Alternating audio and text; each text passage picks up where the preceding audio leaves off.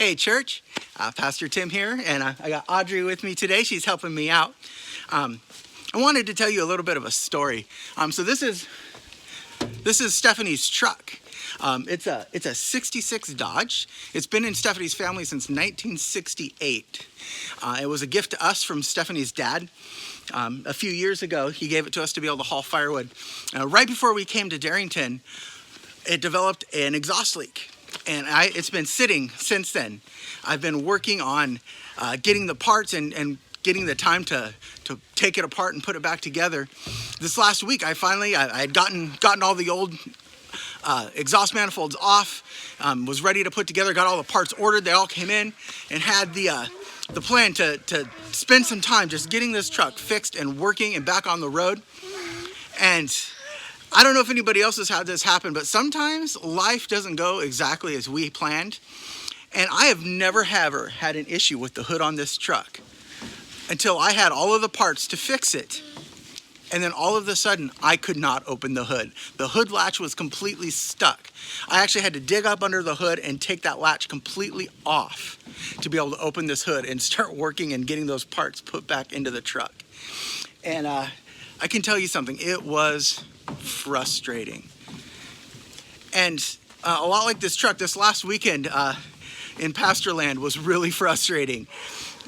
We had the plan to pre-record this last weekend's message to get it all put together and upload it to the internet. And we've been working on trying to get it in 2 places, not just on Facebook, but be able to have it on Facebook and YouTube. And so we worked on recording it, and time just did not cooperate. And we were stuck finishing stuff up Saturday. You know, we got started, thought we had plenty of time to get stuff done, and everything kept taking longer than we planned. And then the technology wouldn't cooperate. When we started, we recorded our audio into an audio interface in the computer, so it would, bugs out here, so it would sound better than just an echo in a room. And it turns out when we got done, none of those recordings were usable. There were some issues with the inputs on my guitar and the technology not wanting to work. And then, so we had to use the camera audio to do that. And then we recorded Stephanie's sermon, and I recorded her audio into a microphone so it would sound better and not echoey. And then the software on my computer would not sync the audio to her picture. And so it looked like a poorly dubbed Japanese film because the words didn't match where her mouth was moving. And I knew you guys wouldn't want to sit and watch that for 20 minutes. Raining. Yes, it is raining, sweetie. Yeah. Again, it was dry. Again, things are not going how we planned. And so we used the camera audio for her message, and then I started editing, and I got everything put together, and I went to upload it to the internet. And instead of taking 3 hours to upload like I expected, it took 12 hours to upload that file to the internet, which is why church was late Sunday morning, and only made it to YouTube before I could get it to Facebook.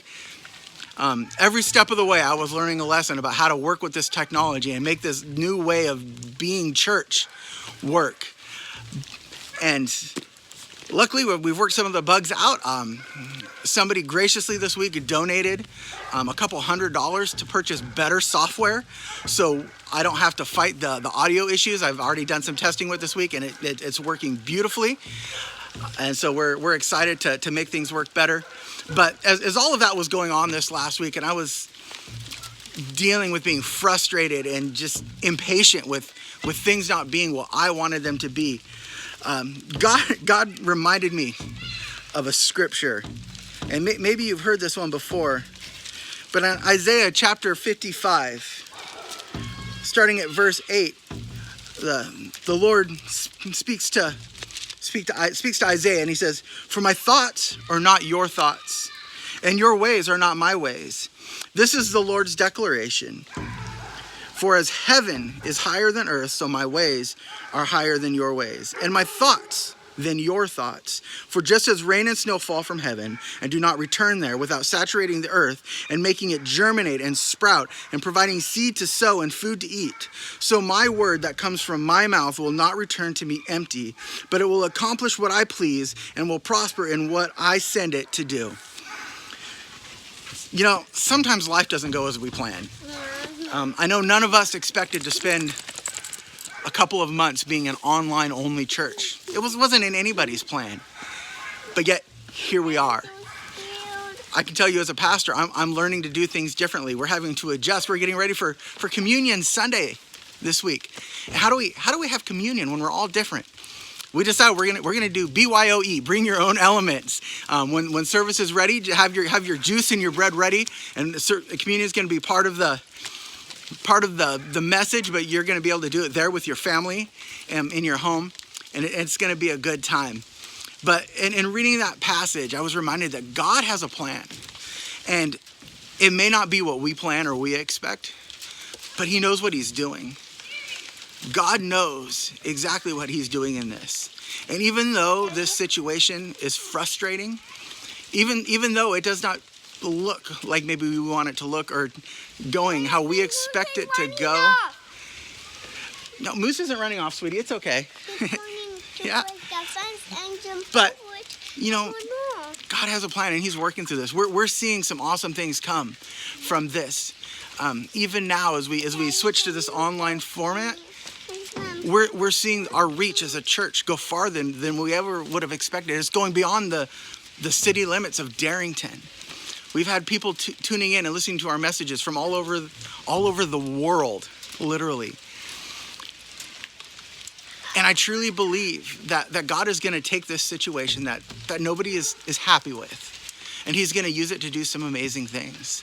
I know that in this time where I'm having to be home and be with my family more, God is doing some amazing things and strengthening our family.